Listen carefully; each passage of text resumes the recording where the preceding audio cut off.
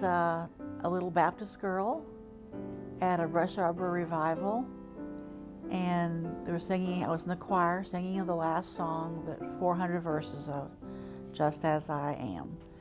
And on verse 300, my heart started pounding, and I thought, oh no. And I knew God was calling me to something. And of course, the pastor was like, no, stand over there, because women are not called to ministry. And later suggested that I might marry a preacher, and that was God's calling. That was true, as it turned out. So it was a long journey on from there.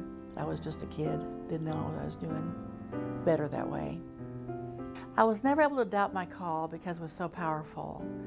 And the times I felt like, gosh, I can't do this anymore, I just couldn't give it up.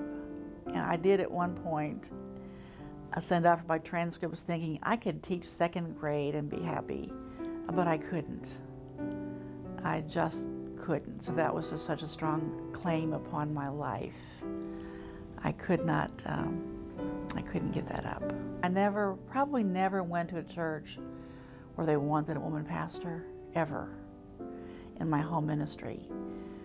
And that was always hard. And we used to talk about that. You know, we'd be sent to very, very challenging places. And the phrase was, sounds like a job for a clergywoman.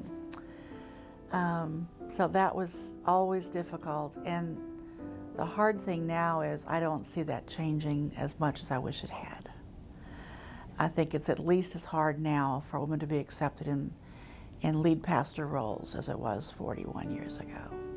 I've always loved confirmation and teaching children and seeing their face, and when you put your hands on their head and see their commitment to Christ for the first time, and how powerful that is. Those are the wonderful moments when someone comes to an understanding and relationship with Jesus Christ, and how that transforms their whole lives.